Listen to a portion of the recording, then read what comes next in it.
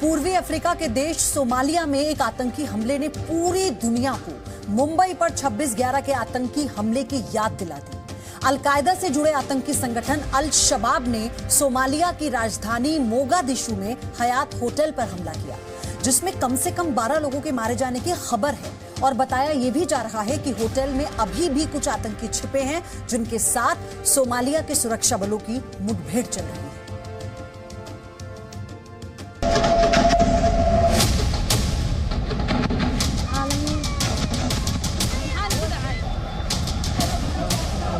गोलियों और धमाकों की आवाज,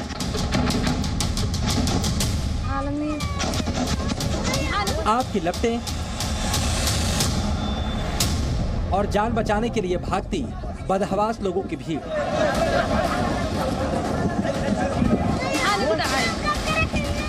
सोमालिया की राजधानी मोगादिशु के हयात होटल और उसके आसपास का मंजर वैसा ही था जैसा 26 नवंबर 2008 को मुंबई के ताज और ट्राइडेंट होटलों पर आतंकी हमले के बाद पैदा हुआ था। मुंबई की तरह मोगादिशु के हयात होटल में भी आतंकवादी ज्यादा से ज्यादा लोगों की जान लेने के इरादे से घुसे। मुंबई के 26/11 की तरह आतंकवादी मोगादिशु के होटल में भी लोगों को बंधक बनाना चाहते थे, जिसके लिए वो अंधाधुंध फायरिंग और बम फेंकते हुए होटल के अंदर घुसे।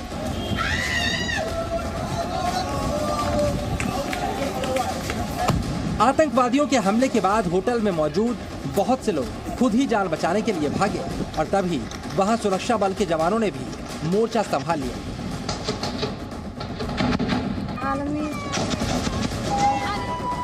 घायलों को अस्पताल भेजने के साथ साथ होटल में घुसे आतंकियों की घेरेबंदी भी शुरू हो गई।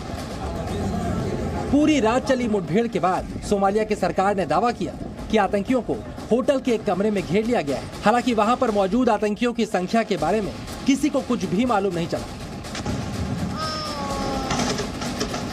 इस हमले की जिम्मेदारी आतंकी संगठन अल-शबाब ने ली है, जो पिछले 15 साल से सोमालिया में लोकतंत्र के बजाय इस्लामिक कानून वाली सरकार चलाना चाहता है और इसी जिद में अल-शबाब के आतंकी सोमालिया को खंडहर बनाने पर आमादा है। पिछले एक दशक में सोमालिया में इतने आतंकी हमले हो चुके हैं कि अब वहां की सड़कों पर कंक्रीट से ज्यादा बम धमाकों का मलबा नजर आता है। सड़कों पर तारकोल से ज्यादा काली सोमालिया बारूदी आग में झुलस चुकी इमारतें दिखाई देती हैं। सोमालिया में गृह युद्ध का लंबा इतिहास है, जो अब आतंकियों का गढ़ बन चुका है। ब्रिटेन और इटली के कब्जे से आजाद होकर 1960 में सोमालिया अलग देश बना, जहां 1969 में विद्रोह हुआ और सोमालिया में सैन्य तानाशाही शुरू हो गई। 1980 में जनरल सियाद बार्रे के खिलाफ भी बगावत हो गई, जिन्होंने 26 जनवरी 1991 को सोमालिया के राष्ट्रपति पद से इस्तीफा दे दिया। 1991 से 2006 तक पूरे 25 साल तक सोमालिया में कोई सरकार नहीं थी और 2006 में वहां पर कामचलाऊ सरकार बनी तो अल-शबाब नाम के संगठन ने सोमालिया में शरीयत लागू करवाने के लिए हथियार उठा लिए। अब अल-शबाब और सोमालिया की लोकतांत्रिक सरकार के बीच जंग चल रही है। इस जंग में अमेरिका और इथियोपिया जैसे देश सोमालिया सरकार के साथ हैं, जबकि अल-कायदा और नाइजीरिया के आतंकी संगठन बोको हरम ने अपने नेटवर्क को अल-शबाब के पीछे लगा दिया है। ब्यूरो रिपोर्ट, जी मीडिया। उत्तर कोरिया के तानाशाह किम जोंग उन वैसे तो अपनी धमकियों से दुनिया को डराने के लिए मशहूर हैं, लेकिन इन दिनों वो उत्तर कोरिया के लोगों को रुलाने के लिए भी चर्चा में है।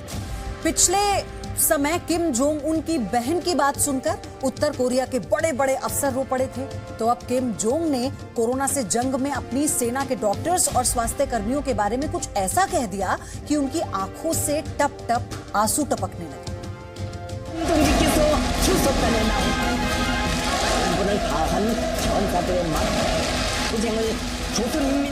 मंच पर तानाशाह Kim Jong Un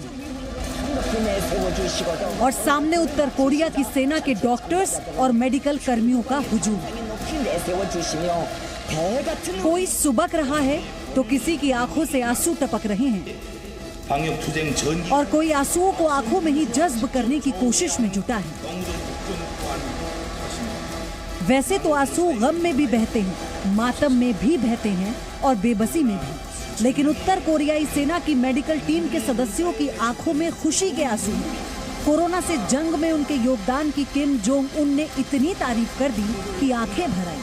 전쟁을 위하여 준비된 인민군대 군의 부분이 제일 선에 진입한 것 자체가 전국의 비상방역 분위기에 신심을 주고 열병 전파에 우려하던 인민들에게 용기를 주는 데서나 방역 전황을 역전시키는 데서 커다란 Kim Jong के मुंह से अपनी तारीफ सुनना ही फौजी डॉक्टरों और नर्सों के लिए बड़ी बात थी।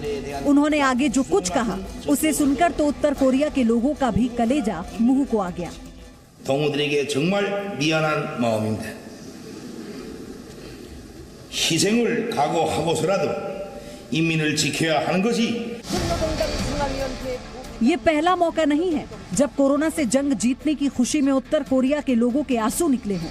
एक हफ्ता पहले भी ऐसा ही हुआ था जब कोरोना से जंग के दौरान किम जोंग उन की खराब तबीयत की चर्चा करके उनकी बहन किम यो जोंग ने लोगों को रुला दिया था। 그토록 커다란 마음속 고충을 이기시며 혼수증화를 도로들이지 못해 가슴을 치던 순간들을 잊을 수 없습니다.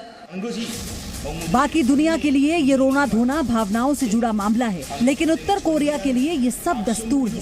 직접 조해야 하는 동무들 걱정 또한 वहाँ किम जोंग के कहने पर शोक मनाया जाता है।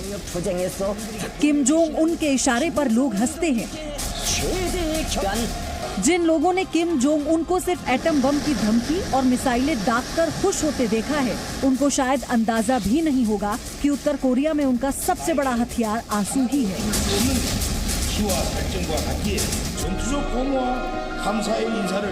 किम जोंग उन वर्ष 2020 में उत्तर कोरिया में अपने खानदान की तानाशाही की 70वीं सालगिरह मनाते समय खुद ही इमोशनल हो गए थे। उन्होंने नम आंखों से कहा था कि वो उत्तर कोरिया के लोगों को इतनी सुविधाएं और संसाधन नहीं दे पाए जितना देना चाहते हैं। दरअसल उत्तर कोरिया में किम जोंग की तानाशाही दो ही चीजों पर टिकी है। एक घातक हथियार जिन्हें दिखाकर वो अमेरिका और दक्षिण कोरिया को डराते हैं, और दूसरा अपनी बातों से उत्तर कोरिया के लोगों को रुलाने की अदा। नॉर्थ कोरिया के लोगों के दिमाग की जो प्रोग्रामिंग हो चुकी है, जिस तरह से उन्हें ब्रेन वॉश कर दिया गया है, उनके लिए किम जो है भगवान रूप है।